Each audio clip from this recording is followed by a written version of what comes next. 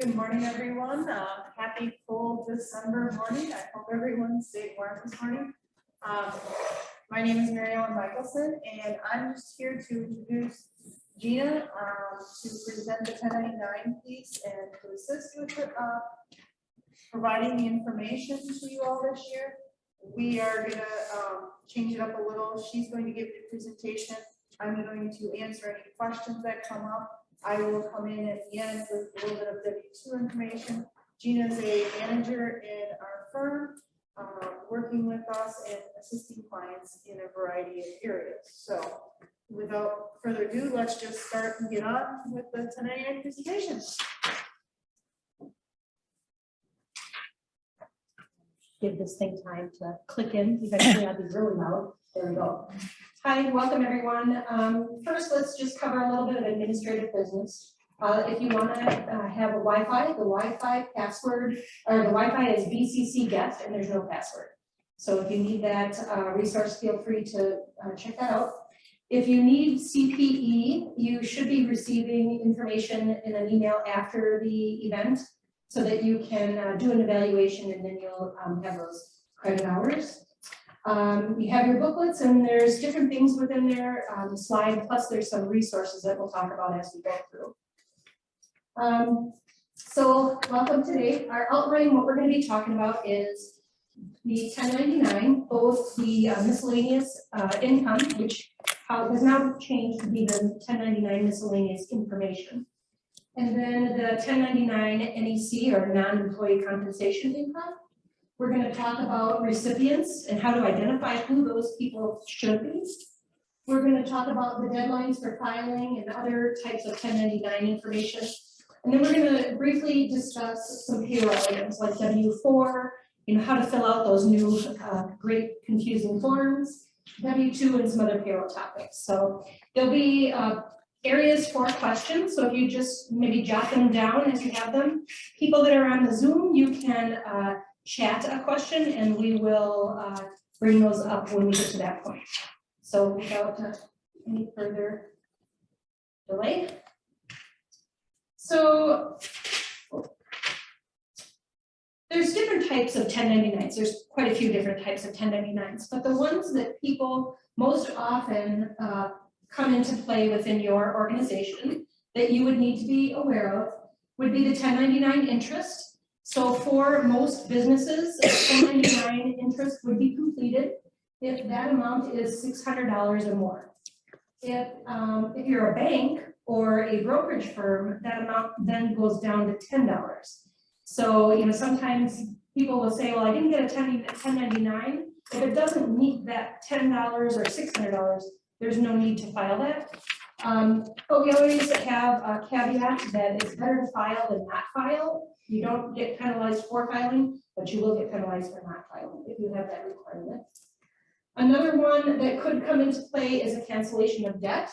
So a 1099-C is something that you will need to fill out if you forgive debt for someone. That would be like a large accounts receivable perhaps. 1099-K you may receive, and that's for like transactions through like credit card merchants and such. And then the focus of our conversation today will be on the 1099 miscellaneous income or information and the non-employee compensation. So what is it that we would use? Well, why would we be doing this? The 1099 is for payments to a vendor or someone that is providing a service. We will be discussing the what, who, where, when, and how. Because there's quite a few things that come into play to identify why we need to do this and who it needs to go to. So the 1099 is used to report any kind of payments for services in the normal course of your trade or business. It does not cover payments on a personal note. So if you have a trade or business and someone pays for you, that is within your business and you're going to provide them with a 1099 for those services. If that individual paints your home on a personal note, that would not be covered by a 1099. That's a personal service. So just kind of give you that. Kind of the same like an electrician. Electrician comes to your home, That's a personal service. The electrician does service within your business and they're a qualified recipient, then you would do a 1099 for that individual. And there's different payments within the 1099 miscellaneous information form. That could be anything like rents, prizes, awards, royalties, and payments to an attorney. They specifically mention attorneys, and attorneys, there's exceptions throughout the 1099 process, and one of them is the attorney you would do whether they're a corporation or not, and we'll kind of get into that further. There are other exceptions. You would not do one for like merchandise, and you would not do one when you're paying rent to a real estate agent. So there's different, caveats. The instructions describe these more if you visit the IRS website as well. But again, when in doubt, report. So the 1099 miscellaneous used to be the 1099 miscellaneous income form. It was redesigned in 2020, and because of the non-employee compensation, they made two separate forms that do similar activities. They're similar reporting. So the 1099 miscellaneous they removed the non-employee compensation that now goes, that used to be box 7, now is on the NEC form. And they've renumbered some of the boxes and done different things there. The new 1099 NEC started in 2020. And there's just a different due date to that, and we'll talk about that further on in the procedure here. Next one. So just to describe some of the boxes, there's a number of boxes, and we're just going to provide you a brief overview for your reference here. Two of the boxes that I wanted to bring up are the last two. For attorneys, there's two different things that you might pay to an attorney. You might pay an attorney for fees, so those are their services, and that would be reported on the non-employee compensation. But you also might pay them gross proceeds. Maybe there was a claim against you. That would be on the 1099 miscellaneous information form. And so there's different, you really have to identify what are you paying and what was the payment for, the nature of the payment. Other things are, oh, I'm sorry. No. Like I had mentioned, the rent and things. So this is a good resource for you. It identifies what are the limitations as far as the dollar amount and where would you place that on the form.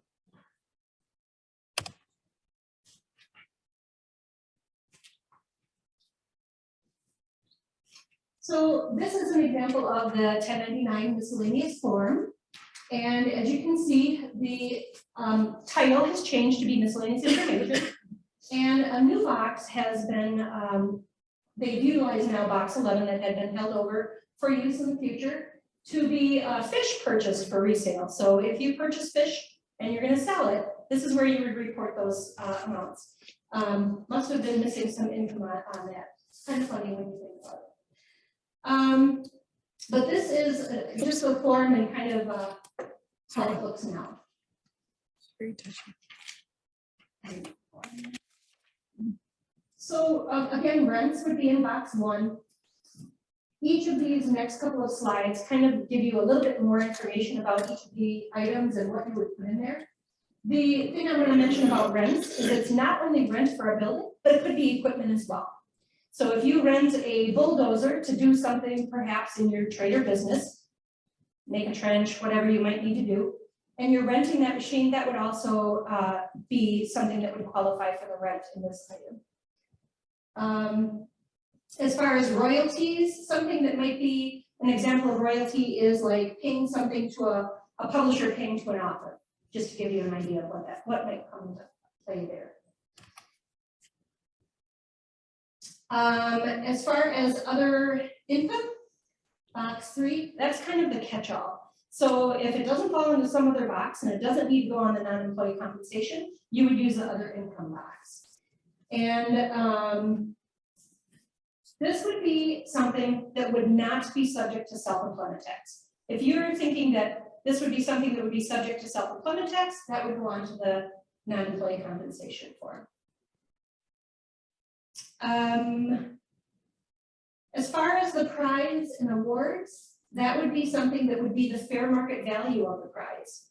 So if you paid someone or gave someone a prize within your business, it would be the fair market value of whatever that prize was worth at that point in time. I apologize.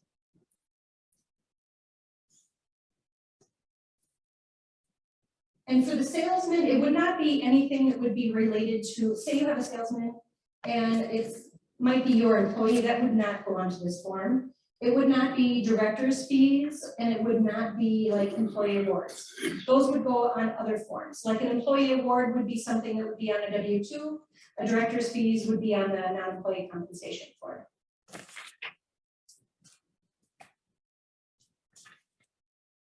If you have any backup withholding, perhaps someone did not supply their identification number and you are required to withhold backup withholding, that's at the 24th percentile, and that would be listed in this box.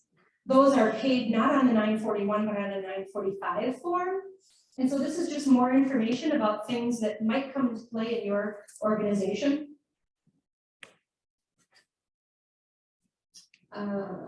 Crop insurance proceeds is things that you're gonna pay to an insurance company would pay to a farmer. Some of these are so unique that they really won't come into play in most organizations. Again, the box 10 and the is for like things that are in connection to legal services as far as like a claim or an amount paid, not the amount paid for services. That's on the other form. There's a new box, box 11, again on this form as well, that is for that fish purchased for resale. So just bring that up.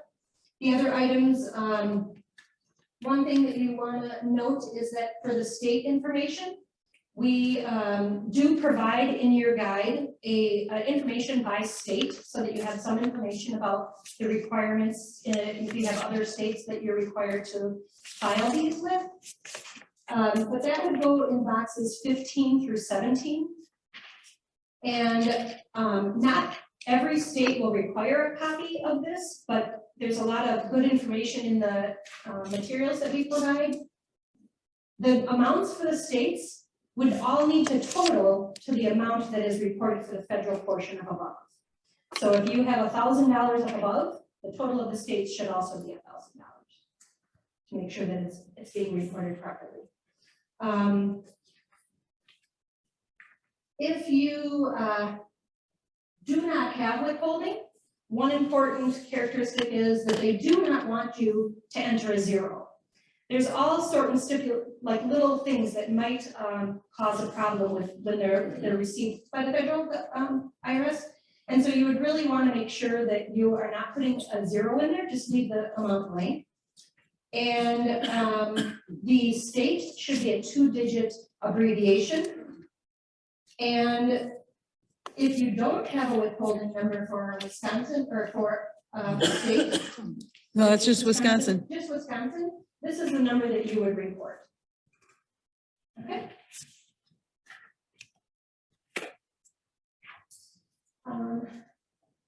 So this is just an example Okay.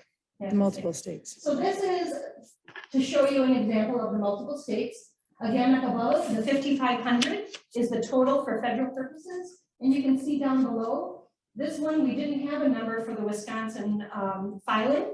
And so we use that number for not having a number. And that total of the states that they have, Wisconsin and New York, totals to the 5,500, to give you an example.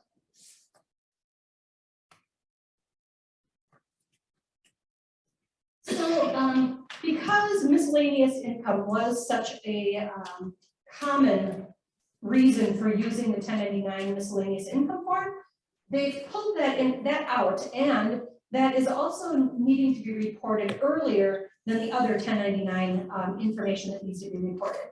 And so this form is now separate, and it's this is like all primarily non-employee, it is non-employee compensation. So if you think of someone providing services for your organization, for your business, trade, or business, you would be filing this form instead of the 1099 miscellaneous in the past.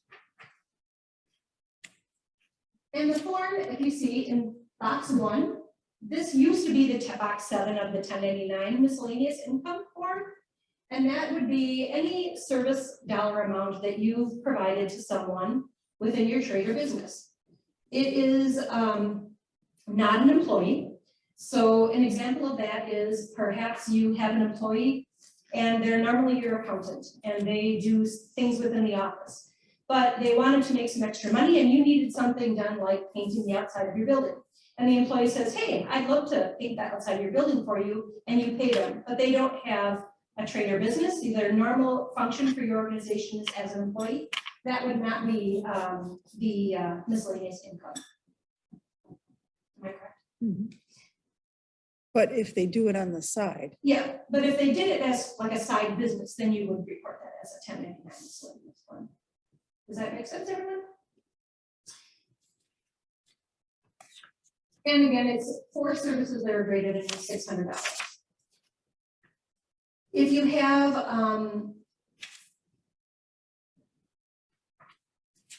withholding, so you've withheld some backup withholding on these services, it would not have to meet that $600 mark. It could be any dollar amount. So if you have withholding, you want to make sure that you are reporting that money and the withholding on the 1099 NEC. So some of the most common items are professional fees, so attorneys, IT, accounting, engineering. One thing that you could also think of is like marketing. Perhaps you pay someone to redesign your website or help you with marketing materials. I think it's one that's missed often because they aren't someone that you normally think of providing like an independent contractor. So sometimes you might need to look at other areas as well. And then attorney's fees, most often it is only for people that are not a corporation. They're for like an S corp or a partnership or an individual sole proprietor. But with attorneys, they are even corporations. So all attorneys you would want to fill out one of these forms for. It could be an expert witness as another example. What if you had a barter transaction? So someone is doing a service for your organization, but in turn, you're giving them some other service. That barter transaction is really still an event that you would need to supply a 1099 for. And it would be at the fair market value of your own service. Because if you think about it, the value that you're giving is no longer money, but it's the service that you're giving back. Not something that happens often, but it's something that could create the reason for filing one of these forms.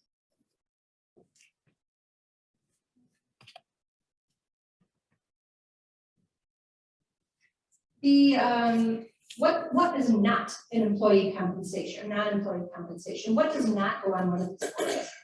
So an employee would, unless in the instance of painting the outside of your building, when they're really the accountant, an employee would not get a 1099 for providing services for your organization. It would not be for wages or travel or any of those items listed. Those would all go on your W2 for your employee. It would also not be commission for a salesperson for your organization if they are also your employee. Those would be on their W2 as well. Now, if you think about this, the IRS would prefer someone to be an employee, but a company would prefer not. They would rather have someone be an independent contractor because of taxes. When someone is an independent contractor, they're paying their Social Security and other taxes. Whereas if they're your employee, you're covering those as far as the Social Security and unemployment and such. So who is your employee? And we discuss that next about the difference between an employee and an independent contractor. And the main thing that you want to think about as far as if someone is your employee or your independent contractor is the control that you put over their work. So if you control how and when it will be done, then you are controlling that worker and they are an employee. And you would need to then have them as a W-2 employee deducting payroll taxes. You don't want to confuse this with a statutory employee, like drivers that are paid on a commission or certain life insurance agents. Those would be also on a W-2.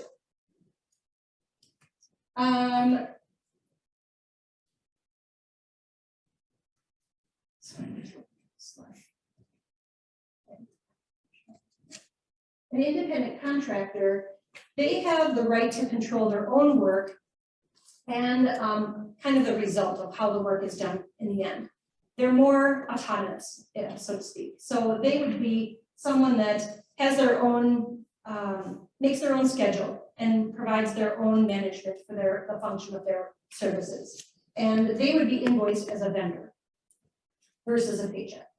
We have in your pamphlet some information from the IRS website that kind of details that more. Sometimes it can be a gray area. And just because an employer says someone's an independent contractor or a 1099 person, the employer is not the one that dictates whether or not someone is. It's really the substance of their function. So you really want to make sure that if someone should be an employee and should be covered by those employment rules, you want to make sure that you understand how the IRS would look at it so that you're not subject to penalties or an audit of any sort. So these next couple of slides are within your booklet, just kind of help you look at how to figure out whether or not someone is or is not an employee. There's one it's about 3 pages in that is very good. And it talks about the 7 different factors to decide whether or not an person that's working is an employee or an independent contractor. So it would be worth you taking a look at that.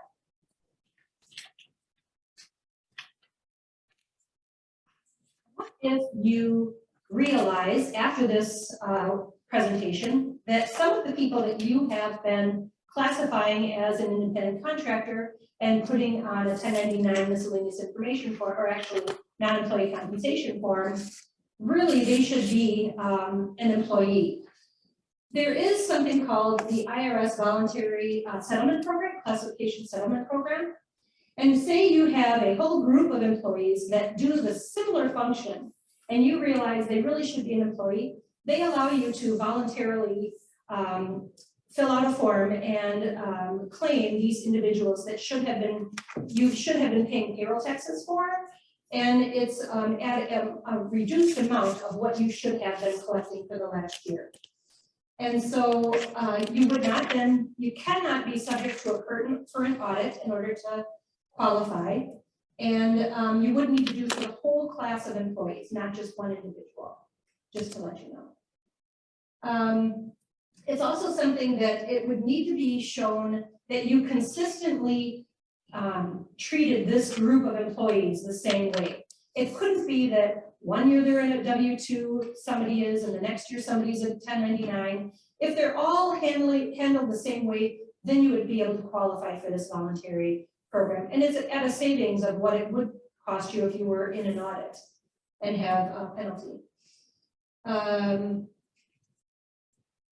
There is also another thing that could be done. If you're under an audit, there is something called a classification settlement program, and that's something that is an agreement that you come to between the auditor and the organization.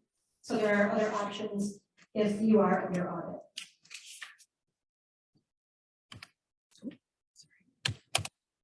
And these are some other items that are on the 1099 non-employee compensation form about direct sales of $5,000 or more, whether or not you have federal withholding and how those payments are made to the government. And then again, the state forms being in that box 5 to 7, very similar to the 1099 form.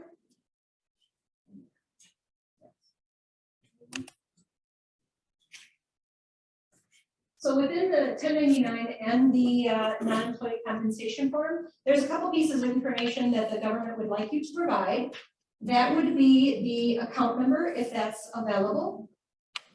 The IRS would like this, but it's not required. And then a telephone number. That telephone number is not for your vendor or your recipient, it's for you. They want someone that they can contact if they have questions about these forms.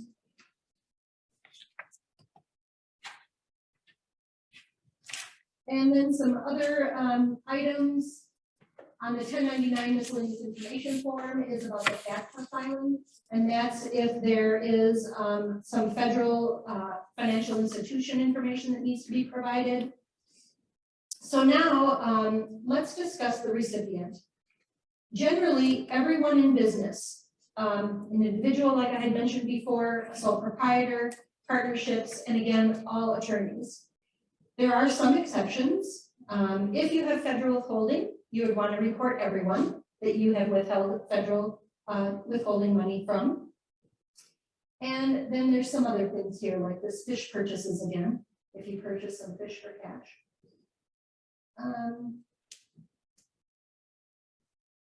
Ones that you would not would be, I'm sorry, I apologize. These are ones that are not required to like the corporations and such. With those exceptions. Yeah, those are the exceptions, I apologize. And then not because I saw government entities, you don't do one for a government entity. And then also not for profit, not tax exempt entities as well. But again, remember that when in doubt, report. You would rather err on the side of reporting rather than not reporting. So some specific ones are the sole proprietors. That would be kind of some specific ways of having to report them. You want to make sure that the first line is their name and that the second line would be like a DBA. So it would be Gina DeSota, DBA, Gina's window cleaning business, or whatever it is. But you want to make sure that the individual's name is on there. And if they are using a social security number for filing their tax return, that's the number that you would utilize for this. If they are using an EIN number or an employer identification number, then you would use that number for them. Just for the federal though. For the federal portion, yes. And again, for the state, as it's noted on there, would just be the social security number. And you want to make sure that the formatting of the social security number is the proper formatting. So be careful that if there are leading zeros, put those leading zeros in, have the hyphens, all that type of thing. For an LLC, it's probably the most complicated reporting status, and because it could be many different people. And what you want to remember is how are they filing their taxes? Like an individual would be a 1040, a partnership would be like a 1065, and an S corp would be an 1120S.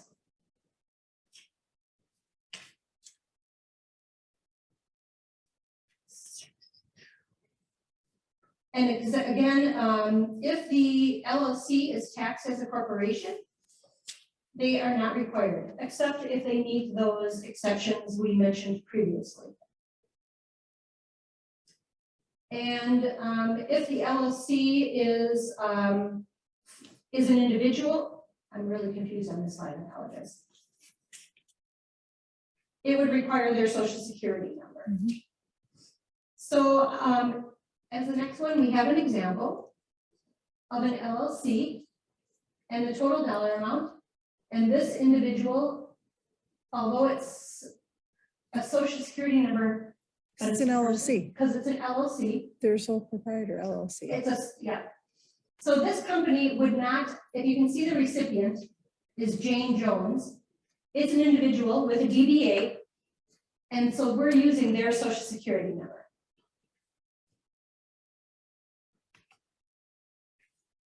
You could have a foreign LLC. Well, but this example, hold on, we got a couple examples because this example is the partnership.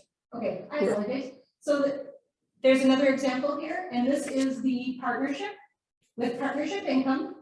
So you can see in the recipient name, it is an LLC, and we are here using the tax identifier number. Hold on, I thought there was one. Oh yeah, this one. Now here is a service corporation. That would be like a law group or an accounting firm. Here, you are again using in the recipient name, the organization's name, and the tax identifier number, not a social security number. And here again, they didn't have the Wisconsin number, so we're using that default one. And again, the total equals the state total.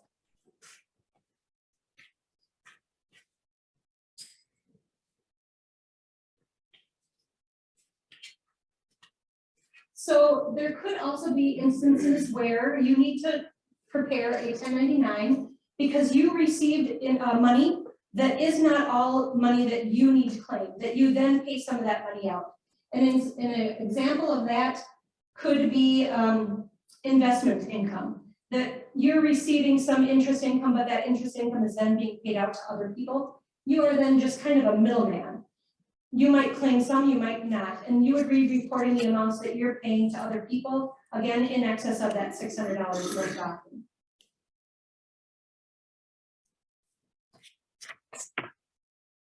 And then about successor and predecessor returns. Sometimes you're an organization that may purchase another organization, and you may take on the responsibility of filing for that other. So you might be a new organization, you might take on within your business another organization. These would come into play where you may file some of their information, you may file only your information that you specifically paid, but there's different requirements about that.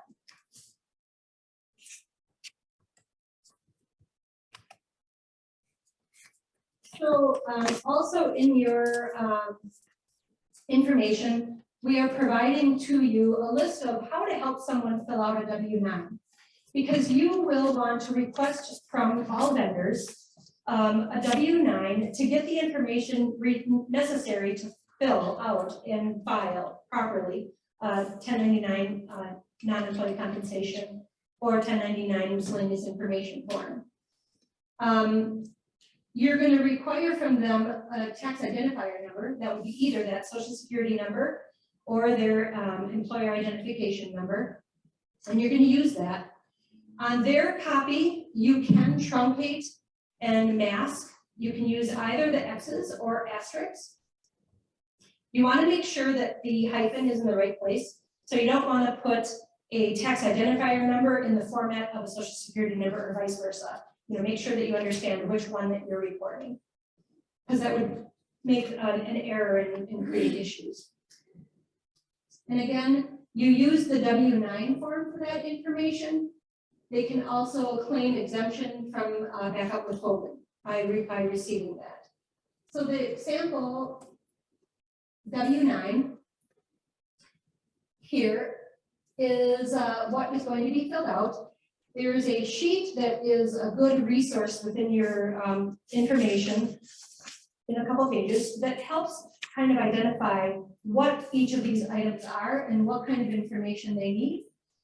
Just like if this person is a sole proprietor, you want to know what is their name and then what is their DBA perhaps.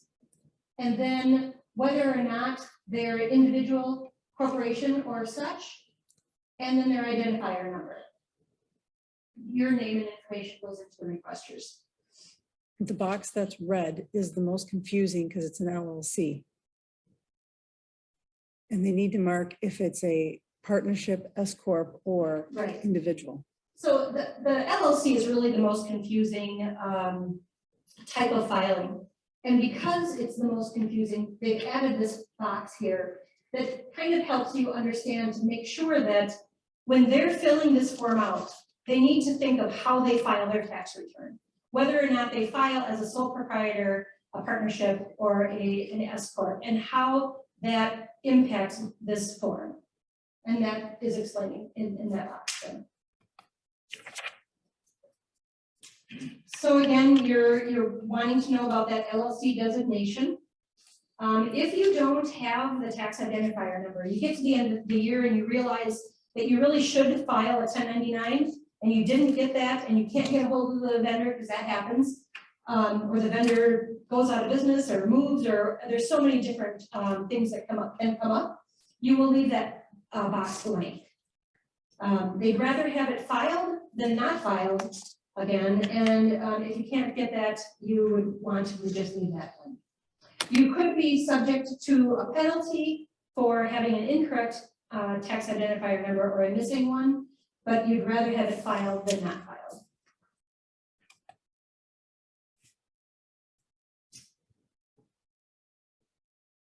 So one thing that I would suggest is when you have a new vendor, a good rule of thumb is to just have that gathering of that identifying number using that 1099 with your vendor onboarding.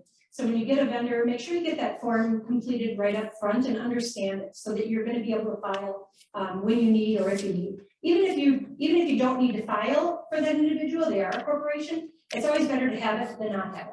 And so if you have that as a rule of thumb, you'll be ready when the time comes. There's also a resource on the IRS website that you can go and check the tax identifier numbers to make sure that they are correct. It's a good resource to use. Then when to file. So the filing of the non-employee compensation form, they are due on January 31st. So you want to make sure that those are done on time. And then the 1099 miscellaneous information form, you have a little more time to file those. And those are due on, they're due to the recipient by January 31st, but not to the IRS until February 28th or March 31st if you're filing electronically, which it gives you a little time to file some federal government, but most often I would imagine if you're doing them on the 31st, you're getting it all done, so you don't forget. An exception is that if you have one of these items, you have a little bit more time to the recipient for these items. And then again, just a handy guide for what should be listed on the W-9 comes within your packet.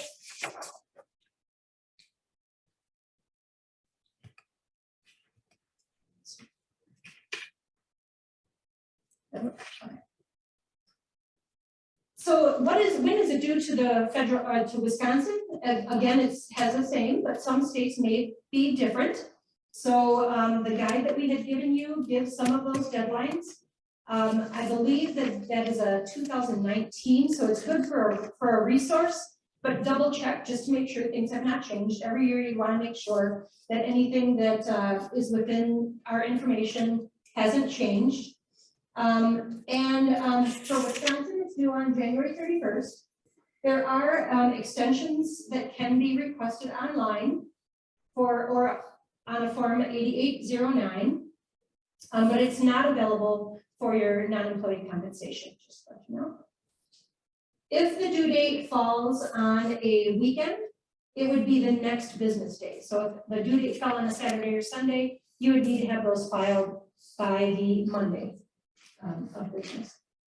And sometimes you wonder whether or not you should do a return receipt requested. I think it's always a good way to ensure that they've been received timely. So how and where to file? If you have a certain number of forms that need to be filed, they do need to be filed electronically. And they vary between states and they vary between the federal government and states. So the federal government says that if you have 250 or more, you need to file those electronically. And it applies to each type of return. So if you have 250 in total, but only 200 are the non-employee compensation and the others are multiple different forms, you would not need to be filing electronically. But there's no harm in filing electronically. They allow you to file them, but there's not that requirement unless you meet that total number of forms. And you would file them through the FIRE program. And then there are also other programs that you can find on the IRS website that you could use for electronically filing. And if you do need to fill some out and send them in paper, but you don't have a program within your system, there are fill-inable forms that you can utilize on the IRS website to complete these documents, especially if you have only one or two. Could be a good resource for you. You would just fill them out, save them as a PDF, and then print them out and file them.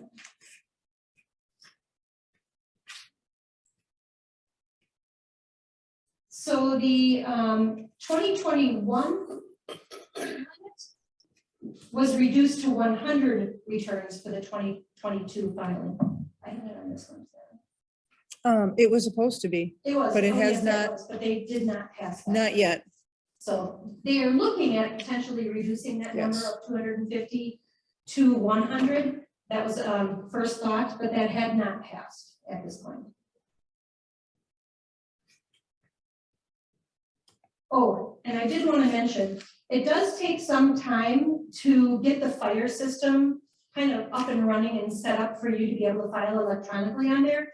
It takes like 30 days sometimes in advance. So you really want to make sure if you're filing electronically through that system, that you're, get on that as soon as possible.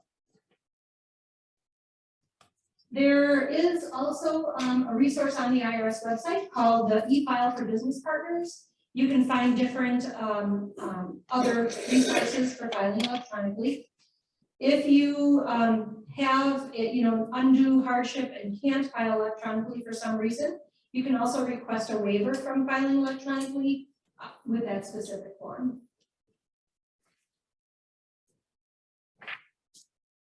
Oh, and that waiver needs to be done each year, let you know. So for Wisconsin, you need to file electronically if you are submitting 10 or more. So if it's under 10, you can file by paper. So they're much more stringent, much less than 250.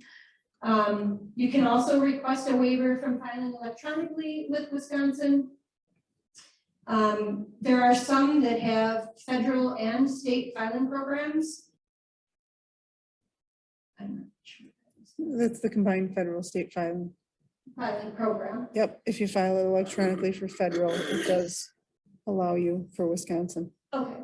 So if you file electronically for federal, it allows you to utilize this combined filing and file also for Wisconsin. And the file is transferred in the IRS formatted file to the Wisconsin Department of Revenue.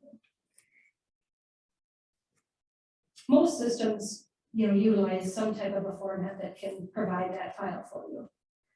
So how to file would be the next, and where. So you're gonna, did I miss something? No, this is if you're paper filing. Yes, so if you're paper filing, you want to use the specific readable forms through the IRS. That's the ones where I said you could utilize those fill-inable forms. You don't want to just use like a photocopied form and fill it out. You want to make sure it's the readable form format for their website. You're going to have one copy that's going to be going to the businesses. You're going to have a copy that's going to the various entities, Wisconsin IRS or other states. You also have some other things. You don't want to paper or like fold them. You want to make sure that they stay easily readable because they utilize reading software to read them. You're also going to be sending along a transmittal form, so a 1096 form. The 1096 form, you're going to have one for each different type of 1099.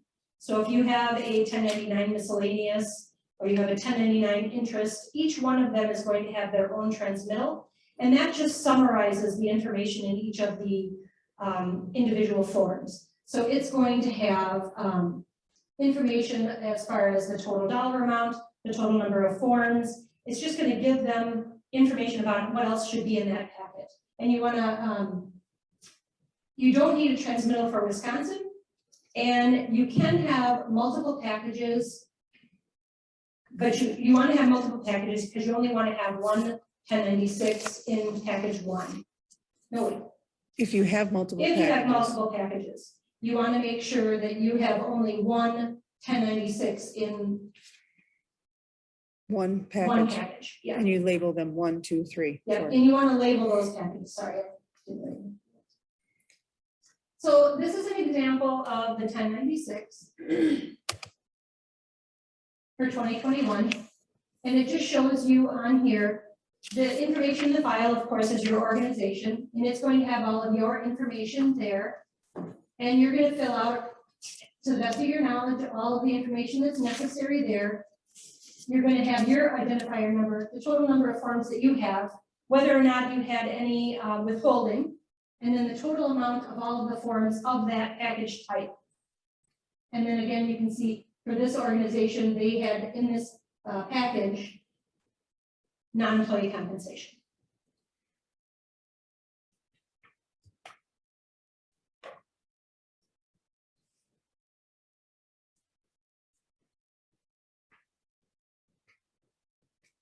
So if you had something that you had some incorrect information that you had provided, you don't want to call them, you would like to write them a letter, or you need to write them a letter.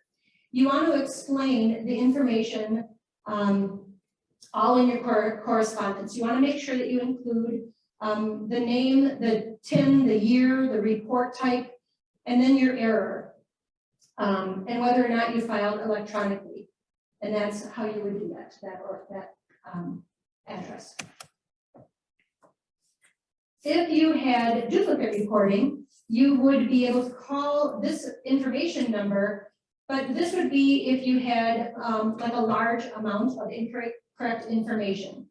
So you would call them for instructions. What if you did 1099s and accidentally you duplicated all of them, or you somehow added a 0 with all of the numbers and it was drastically different on a large number? Then you would want to call this this number and let them know.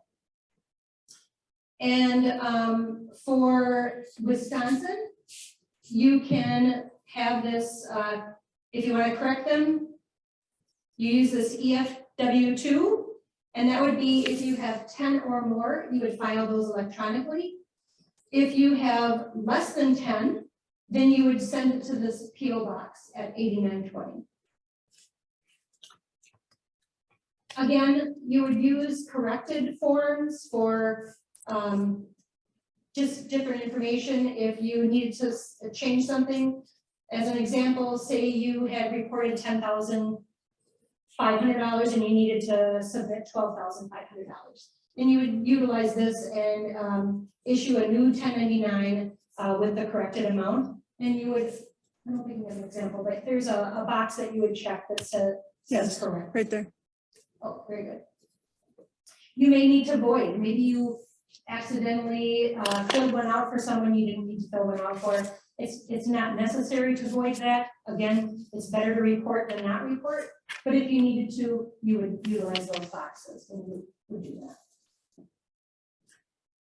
And to know that there are penalties that could come into play. Here's some information about what could be charged against your organization if you fail to file.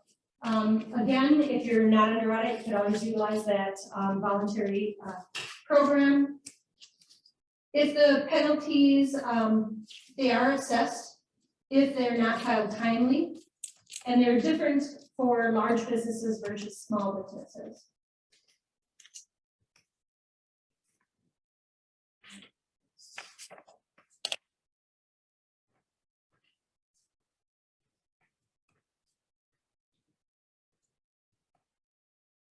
And again, just some other general information about penalties throughout with the Wisconsin as well. What are different things that you may receive a penalty for? You want to make sure that you're filling these forms out properly to avoid these penalties. There are some times that things are beyond your control.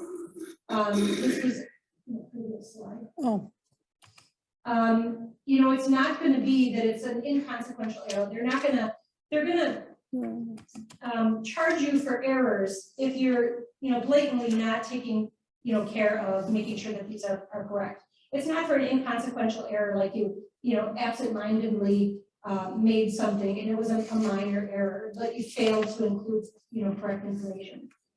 There are certain things about like a de minimis rule, making sure that it's just a minor item. But if it's beyond your control, that you try to act in a reasonable manner to avoid that penalty or error.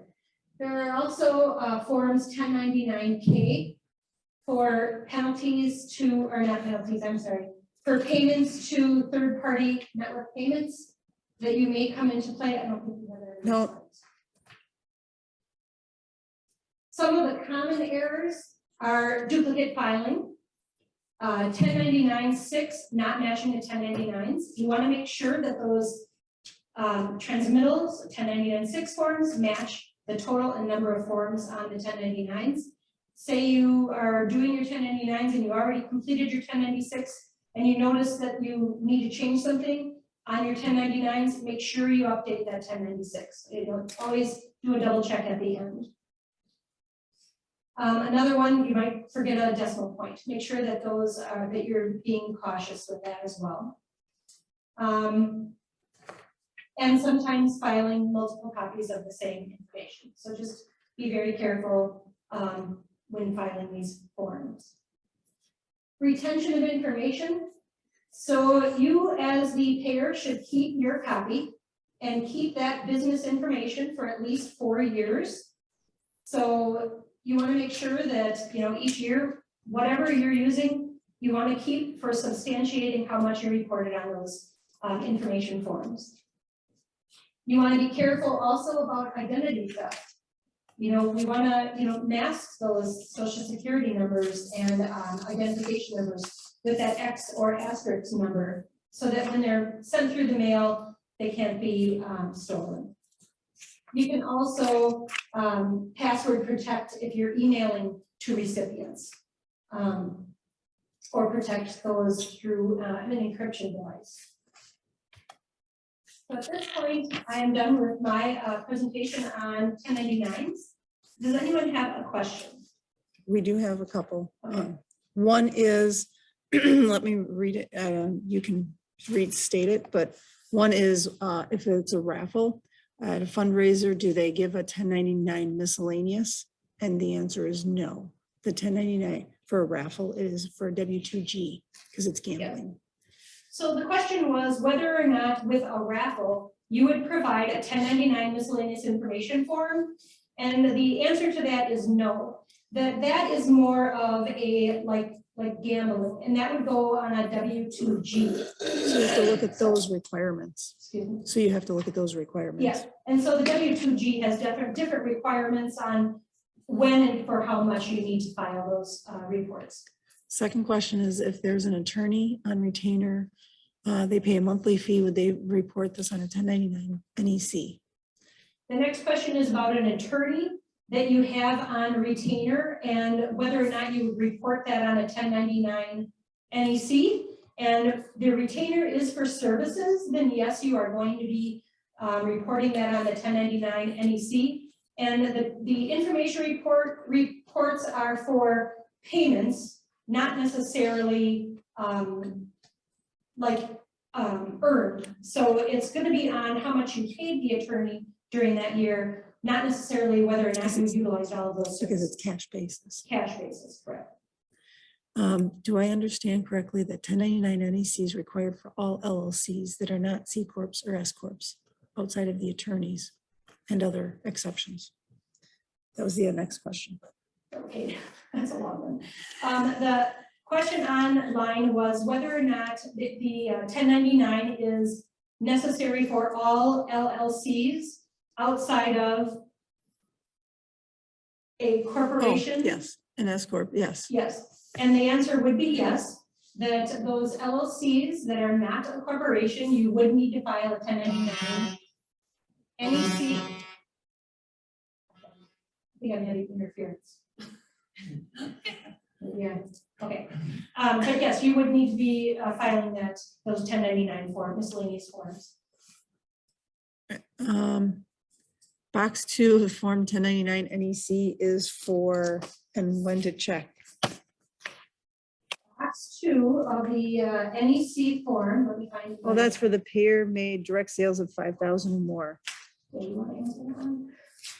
That one's for the retail establishment, not in Oh, where it's just the, like the So the bazaar. next question is about the, let me just see it. Box 2 of the form. NEC was added previously. I don't know. But it talks about direct sales of greater than $5,000 to an establishment. And that is for not merchandise. No, it's for merchandise, but it's for that, where it's like in a trade show or not in a permanent establishment. So that, see, everyone's learning, even me. So I apologize for your time. I thank you for your patience. The 1099 NEC box 2 is for items that are not in a permanent establishment. So if I own a business and I am paying for merchandise and they have a permanent establishment, then I don't have to file that because I'm purchasing merchandise. If I am at like a trade show and I pay someone for merchandise and it's not a permanent establishment, then I would need to file that box 2. And sometimes you have the commissions in the box, you know. Sorry. Salesperson here. When you have one in box 1, but that's very rare. Okay. Sorry, you also might utilize that form for commissions, but not in like a salesperson within your own organization. Then the next question is 1099 NECs we received for 2021 are 3 forms per page. Last year there was 2. Well, they shrunk them down. The 2021 ones are now At 3. NEC. Someone is just mentioning that they noticed that the forms now have 3 on a sheet, where they used to have 2 on a sheet for the non-employee compensation forms. And it's just because the form has really been shrunken. They had like many more boxes that they were holding over for further use, future use, and they've just made the form smaller and removed some of those boxes. Do board of directors fees paid to individuals exceeding 600? Where do those go? Box 1, yep. So another question is about board of directors fees. You know, often organizations have a board of directors, and those directors are paid certain amounts of money for coming, meeting, and discussing the organization. Those people will be reported on the non-employee compensation because they're providing a service, and that would be on the NEC form, box 1. And does anybody have questions? Anyone within the audience here have questions? You mentioned on the NEC, attorney's fees, is that only attorney's fees, or is it the cost you reimburse them for, like service fees, filing fees? Is that all included?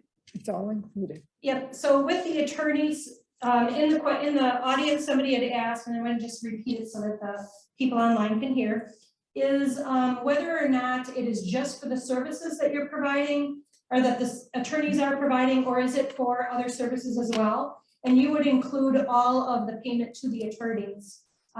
So also like filing fees and such like that. That's the same as if it's just a non-employee compensation too for a consultant. And that, you know, even it would not include freight though, but it would include other things, even if it was an organization. So like not the painter, you know, whatever you're providing them as a substantiation, some payment, yeah, would be included. And then likewise on their business, they would have a deduction for those items, perhaps as a business expense. Mhm. Makes it easier for you. Any other questions that you have?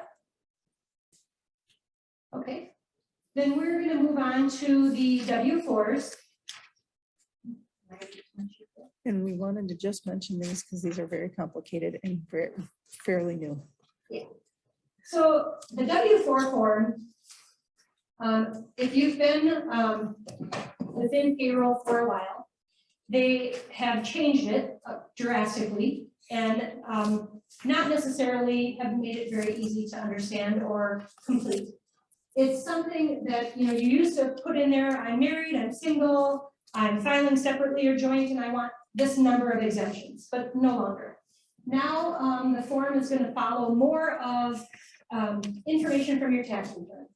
So you're going to use this to indicate, you know, the employee is going to fill this out to help you know how much to withhold from their taxes. It is something that you want to make sure that you are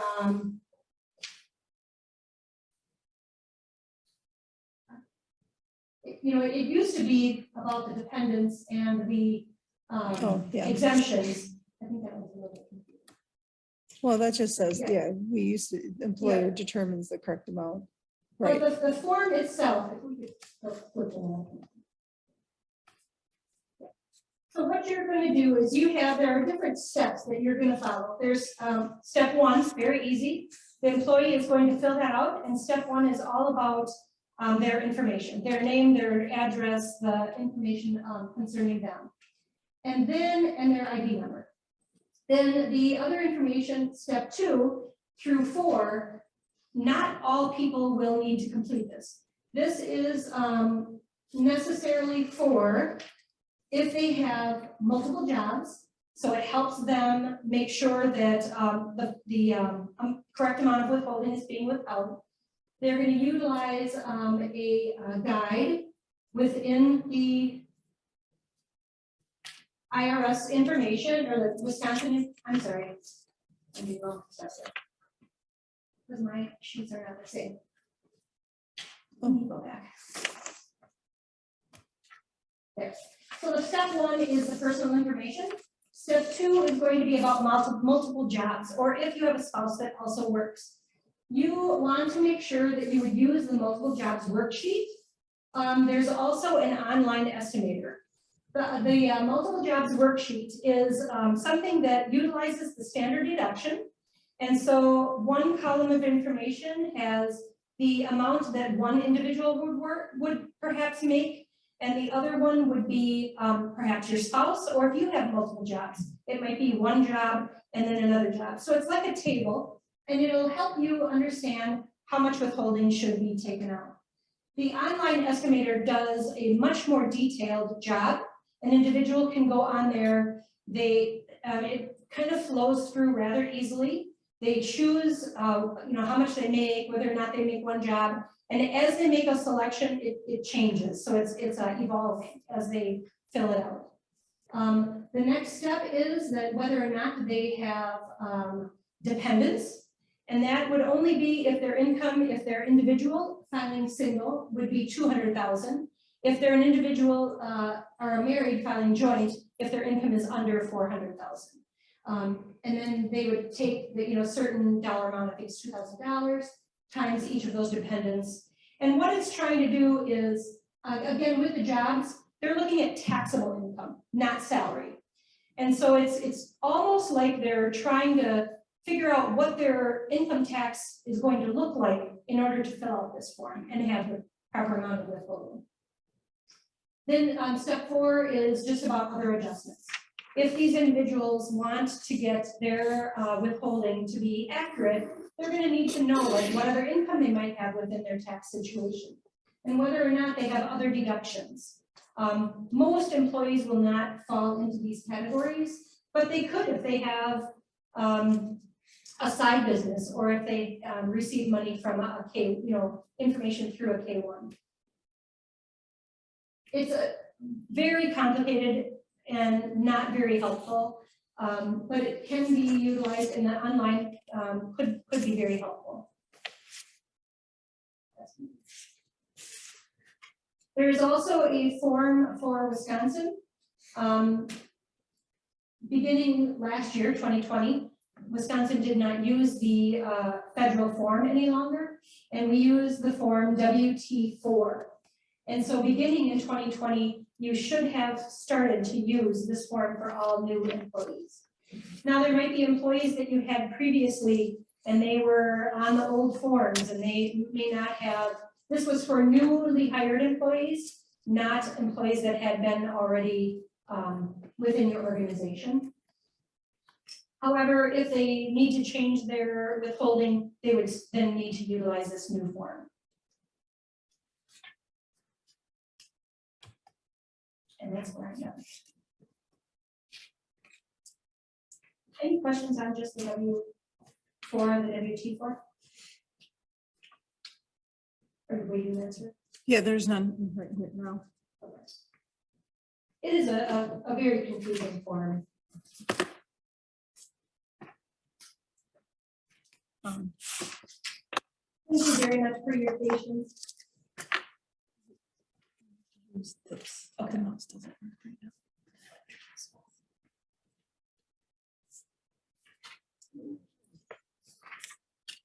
I just wanted to go over the last few items that are on the agenda that we have. Just kind of going over a few new items that came up in the last few years, along with some standard items that people have questions for. Typically, what happens is you get to this time of year, there's the W-2s that need to be completed, information that we need to make sure gets on the W-2s properly for shareholders, for employees.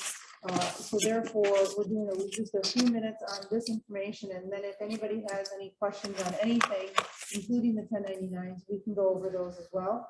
So I wanted to just go over a little bit on the parking expenses. This was an item, a fringe benefit that has become taxable in the last couple of years, but we have to make sure that we are following the rules. If it is in a rural area, that is not considered taxable. What they're looking for is anybody who's got paying an employee for parking in a parking structure in a city. So this may or may not qualify in some instances, but we just want to make sure you're aware of this area so that you're looking at these details. They did have a lot of information as to what is included, what is taxable, but if you're in a rural area like our facility is right down the street, there's a parking lot that anybody can park in. It's not a paid parking lot. It's customers from the hotel could use it. Our visitors could use it. It's not taxable to the employees, but there are certain situations where it would be taxable to the employees. And so it's something that you'd have to consider that it might be a taxable fringe benefit to them. And in that case, you'd want to make sure that you're following the dollar amount that's allowed per month for an exclusion and what would be taxable to the employee. With the, I'm just going 2 slides over. Nope, you got to use this. Okay, thanks. My mouse is not working right now. Next slide. With all the credits that came out, we wanted to make sure that everybody is keeping track of on their W-2, this slide here, and it's a little harder to see, but the credits that are applied and you received for having sick pay for employees, family leave pay, there's requirements that because this is wages to the employee, in box 14, you should be making some information, you should be putting some information in there that it is the COVID pay, the FFCRA pay, sick leave, some designation and the dollar amount that they receive. This way they are aware of the information that they receive as to what they were paid during that time frame. So it's just informational. Again, the IRS would like this information in box 14 of the W-2 that's coming up, but again, it's informational because it's already included in their wages. The other item that we wanted to mention was the HSA reporting on the W-2. Again, this is something that comes up in a variety of instances where you have an HSA. We just want to make sure that the employee reporting for this and the employer reporting is proper, that if it is an employee's contribution through a 125 plan, you have to have a 125 plan set up in order to have the employee's contribution go through that. Then It is not subject to income tax, what federal withholding, Social Security, Medicare, or FUTA tax, and it would be reported in box 12 with code W. And we have an example of that next. And you can see in box 12A, we have code W. Because this amount went through the 125 plan and or it's an employer contribution to an employee's plan. Those are the only two situations that would be the case. But if you have an employee's contribution not through a 125 plan, and you can skip to the next example. If you have an employee's contribution not through a 125 plan, you'd want to put it into box 14. The reason is it is included in box 1 as taxable wages to them. And they did, because then they had a federal withholding, Social Security, Medicare, then they could get a deduction on their individual return for that. Again, that's a difference where it's an employee's contribution not through a 125 plan, as well as if you have a shareholder, 2% or more shareholders not allowed to be included in an HSA plan that is not taxable to them because it's considered wages to them. You have to include that amount as wages in box 1 to that 2% or more shareholder. It would then be included in box 14 as a deduction so that when they prepare their return, they get that deduction on their return. And so we just wanted to make sure we went through that. And so Wisconsin, we have the limits for 2021 and 2022 listed as far as what the HSA amounts are for the various limits, but then we want to make sure that you understand that box 1 and box 16 have been the same for Wisconsin since 2011 because Wisconsin has matched the IRS's filing requirements for the HSA. But come to find out, when we were preparing this presentation, that during 2021, the IRS has changed the dependent care deduction that's allowed. For 2021, the IRS increased the dependent care amount to $10,500. Wisconsin does not follow that rule. They are still at $5,000 for 2021. So if you have anybody that you've changed the dependent care plan and you've increased it to $10,500, that for Wisconsin, you only are allowed that 5,000 deduction. So your wages will not match for 2021 in that instance. So I wanted to make sure we brought that to everybody's attention if there is anybody that qualify or has that situation.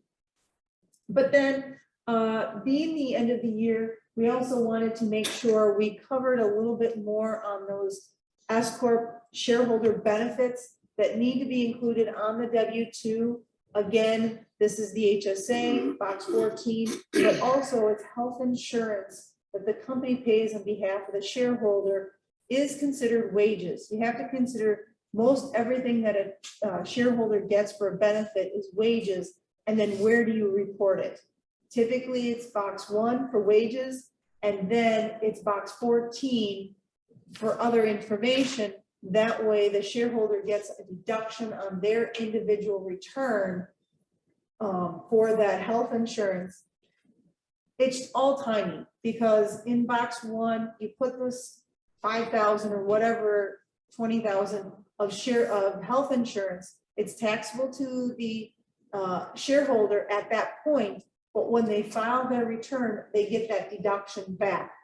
It's not subject to Social Security or Medicare taxes. So again, it's all tiny, it's all reporting, but to properly report it, it should be on the W-2. There are other items that should also be included on the W-2 that we have listed: club dues, education, as I mentioned, the child care dependent, and some car allowances. These items, obviously, the shareholder doesn't get a deduction on their individual return. But some of these are also for normal employees as well, that if you're paying the club dues for an employee, those are considered, should be considered taxable wages. They are not a non-taxable fringe benefit. One reference of material that you could use is the publication 15B as far as what is a taxable and what's not a taxable fringe benefit. We also wanted to mention that if you have an accountable plan versus a non-accountable plan, that is also a difference that could be taxable to an employee. You give an employee a flat $150 cell phone allowance on a monthly basis because they're a employee that uses their cell phone frequently. They do not give you a receipt back for that $150. You don't know if they've used that amount. Now, face it, typically a cell phone for a month is going to be at, roughly that amount. But what happens if the business percentage is not that 150, but you give them a flat allowance, you don't get any documentation back from them, that would be considered a taxable item to them. It should be wages to them. You just gave them a flat amount without reimbursement requirements. That's just like giving them a $150 additional bump in salary every month, because the IRS is going to ask for that backup, if you would. So that would be considered a non-accountable plan. But if it's an accountable plan, it is where you had that 150. They gave you a receipt every month. Here's my phone bill. Here's my cellular bill. This is the amount of business use I've had. And you don't have to necessarily get it every month, but you'd want to have a average of, say you have 3 to 4 months every year that they go through that process. They qualify that 90% of their cell phone bill is business use, then you pay for it. And that is fine. That's considered an accountable plan. And if there's any excess, they give it back to you. That wouldn't be considered taxable to them. Then what we've provided in the next few slides, the next slide is just some disability insurance, the taxability versus non-taxability, because we've had questions for that throughout. Whereas what is considered taxable when I have disability insurance? So we've provided this chart as to what should be considered taxable and what's not taxable. Just a reminder that if you include it as wages now, when you take the benefit, that's when it's not taxable to the employee. And then we included in your handout, we don't have slides for this, some charts with fringe benefits, taxabilities, one for employees and one for employer. But we do have an example of a W-2, including all the information that we talked about in box 14, like I mentioned, the health insurance, the personal use of company car, and club dues. These are all items that are taxable to the shareholder. We like this information in box 14 because then we know that the shareholder picked it all up, but then what piece of that can they take a deduction for is the self-employed health insurance. We can then know that, yes, it was included on the W-2, and yes, it is a deduction for that shareholder. And then just the calculation to get to the various pieces of wages. Then we just wanted to provide a little bit regarding the employer-sponsored healthcare coverage. Remember, this is required in reporting on the W-2, but only if it's more than 250. Again, the IRS likes the 250 mark. You can include the information for your health insurance that you as a business and the employee paid can be included on box 12 with code DD, but it's not required unless you have more than 250 employees that you're giving a W-2 for. It's just informational. It's so that they could, as the IRS puts it, shop around for health insurance and they know the amount total that was paid on their behalf and the amount they paid would get included in there. Then the next item we wanted to mention was just some out-of-state employees and a little bit of discussion regarding who is a Wisconsin resident and who is not a Wisconsin resident. Now, this did change a little bit due to COVID. The states, and most of them did go, not go with this rule as to, all right, are you considered a Wisconsin employee? Are you considered a Chicago employee? Minnesota, where have you? Because of COVID, most states said that where you were before COVID hit was the state of employment. So you could still be a Colorado employee and working out of your vacation home in Maine. They weren't looking at, because you're still a Colorado resident, you just happened to move to your vacation home to work out of your vacation home. So there were some rules regarding the transition and the COVID, because most people did transition and work from home, but those are now being transitioned back, and we have to look at where does the employee work, where's the service performed, where, so that would be where you have to think about what state are they an employee of, because that could cause issues when you have an employee working in Iowa that is working for a Wisconsin company. You know, where is this employee taxed to? Where is the, what should you look at? And it is based on where the service is performed. Same with a 1099, you have to go back to where is the service performed, not where the company is located. So think of those when you're looking at withholding tax, unemployment tax. And so then we provided a little bit of information. Again, Minnesota or Wisconsin has some reciprocity with a couple of states. Minnesota is not one of them. But if you are an employee that is working in Wisconsin, but you are a Chicago or an Illinois resident, you could have Illinois withholding and not have to file a Wisconsin return, because Wisconsin has reciprocity with Illinois. The Wisconsin company, I cross the border, I work in Wisconsin. Because the service was performed in Wisconsin, that's where I should have withholding. But if I fill out a reciprocity agreement, I could have Illinois withholding taken, and then I, as an Illinois resident, only has to prepare one return, an Illinois residency return. Otherwise, if I am an employee working in Iowa and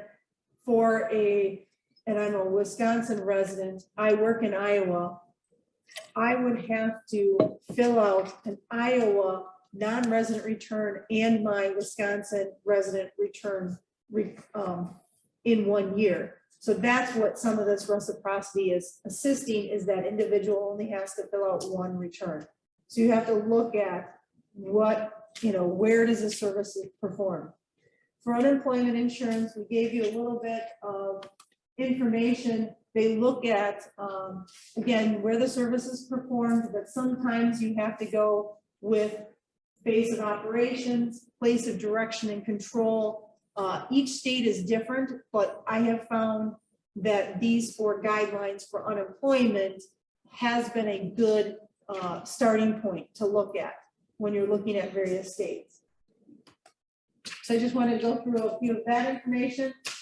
Did anybody have any questions on anything? And we did provide our contact information, this last slide. So if you do have further questions, we certainly can answer them through email or giving us a call. There was one question online about an employee's monthly salary varying. Would you mind answering that? So it says, if an employee's monthly salary varies every month, do you use the flat withholding fee, which is derived from the Wisconsin withholding form? So what they're asking is, an employee who might be 1,000 one month and 5,000 the next. They're wondering, do you use the flat withholding fee? And I think they're maybe misunderstanding how the tables work. When you have, not everybody's if you have a salary person, you're gonna have typically the same amount every time, but for Wisconsin, the rules are that you have a couple different ways that you can report your withholding. You could use their tables, you could use the tax rates, but the flat withholding is only if you have the occasional bonus that you are allowed to use a special situation where there is a flat rate for a withholding amount. But you can use the tables if you want and the tax rate tables. But you typically, there's a special situation for the IRS and for Wisconsin when you're giving somebody a bonus or an extra salary that's not in the same course as the normal wages or salaries that you have. So Okay. hopefully that answers their question. Anything else? Any other questions? Then thank you for your time. Stay warm as you transition to where you're going next.